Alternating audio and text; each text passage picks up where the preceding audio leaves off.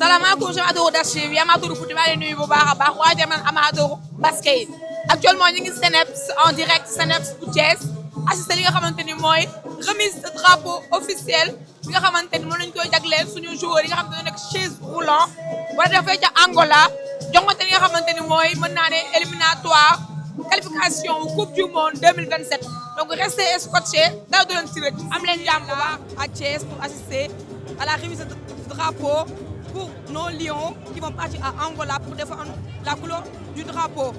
Donc déjà, bonjour monsieur, on vous salue. Bonjour à tous. Voilà, donc actuellement, on aimerait savoir, actuellement là, est-ce que vous êtes prêts à entamer la compétition déjà? En tout cas, on va essayer d'être le plus près possible parce que la compétition arrive vite. On a malheureusement eu une préparation très courte, mais on a des joueurs expérimentés, donc je pense qu'on est prêt. En tout cas, il va falloir. D'accord, donc par rapport à vos axes stratégiques, quels sont les axes que vous avez mis en avant par rapport à cette compétition? Je pense qu'une de nos forces, c'est la capacité à mettre beaucoup d'agressivité dans le jeu. On a des joueurs qui ont un physique intéressant, qui nous permet de répondre aux engagements nécessaires pour obtenir des résultats importants. De la rapidité, de l'agilité avec les fauteuils. Et puis beaucoup de joueurs expérimentés qui jouent en Europe, qui sont habitués aux joutes internationales. Donc ça, c'est une vraie force. Voilà, donc je vais même mettre ma main sur ça. Car on a entendu parler qu'il y a plusieurs joueurs qui sont des internationaux. Donc vous confirmez cela? Oui, complètement. On a des joueurs qui, de par leur qualité, ont intéressé des clubs en Italie, en France, en Espagne. Et c'est toujours intéressant de les avoir dans l'équipe nationale, même si l'apport des joueurs locaux est fondamental aussi, parce qu'on se situe quand même dans une politique de développement et l'objectif est de monter le niveau global des joueurs.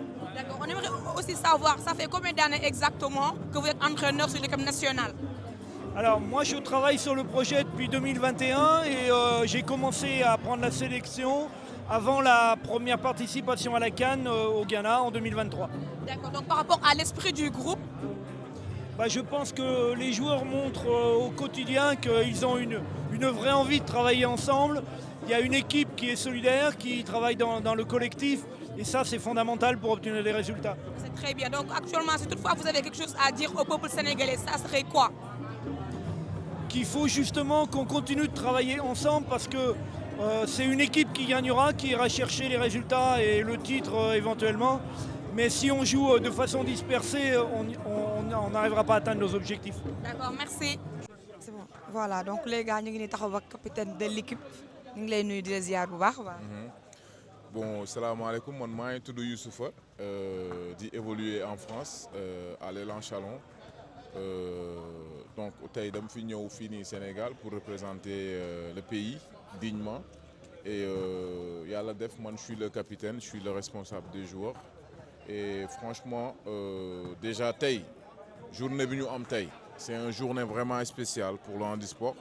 Parce que moi, ça fait longtemps que je suis ici, mais c'est la première fois que nous avons un ministre des Sports qui vient nous remettre le drapeau. Donc c'est affaire franchement, c'est extraordinaire.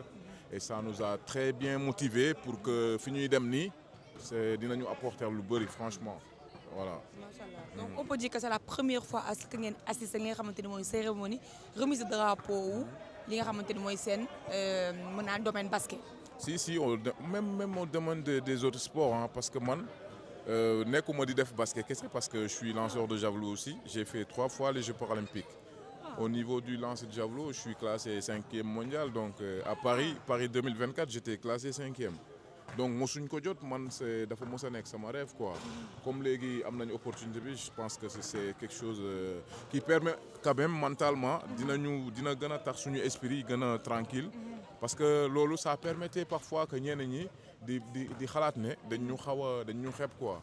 Donc comme demain franchement c'est satisfaisant. Ouais, merci beaucoup. Actuellement, par rapport à la compétition, c'est-à-dire esprit groupe, préparation, naka la demee ci sen côté?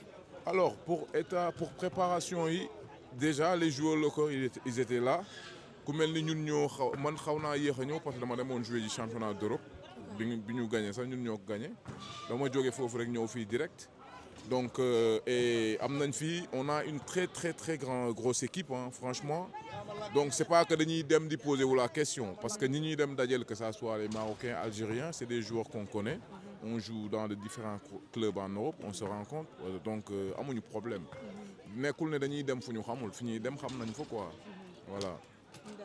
Actuellement là, comme tout à l'heure, on ce discours, apparemment, il y a beaucoup de joueurs internationaux, on peut dire. Oui, on a beaucoup de joueurs internationaux. Il y en a même qui ne sont pas là. On a des joueurs qui sont en première division, mais ils ne sont pas là.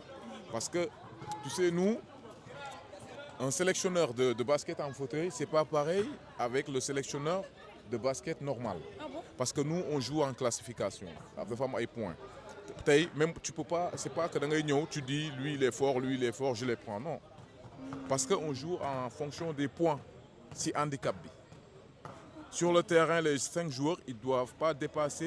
L'objectif qu'on a, c'est vrai que c'est de gagner la CAN. Il n'y a pas les qualifier parce que c'est des qualifications pour les joueurs qui auront lieu au mois de juin au Canada. Objectif du mois, au Sénégal, il y a les personnes qui ont un handicap, ils ont regardé autrement. Voilà. Voilà, nga gis ñi nga xam ne dañuy taxaw si ay biir ak loolu l'objectif c'est loolu ñu fexe ba woon ñooñu ne loolu war nañ ko mën bàyyi ñoo fekk ci li ñu nekk pour que regard bi change loolu mooy objectif franchement moo tax ñuy rey suñu bopp su ma la nee fii y a des joueurs yoo xam ne seen club dafa leen newoon doo ñëw parce que dañoo am ay échéances important dañ leen fa bàyyi ñëw après on s'en fout luy xew après équipe nationale bu wootee ku soxla da ngay ñaaw ñuy ñëw ñun objectif boobu lañ ñëw voilà macha allah en tout cas xam naa ne information yi moom bëri na tellement voilà dafa bëri il faut que balaa ngay dellu commencé foog nga may ñu interview boo xamante ni moom ça sera plus détaillé et nous aurons l'opportunité franchement poser aux questions yëpp bi ngeen bëgg a xam donc entre temps que ce soit sur TikTok Instagram wala même sur YouTube poser les questions yëpp naa ko noté comme ça moo promettre bu ñibbisee dañu am ak moom interview complet boo xamante ni ne tontu réponse yëpp en tout cas merci vraiment bonne chance à vous également pour l'aide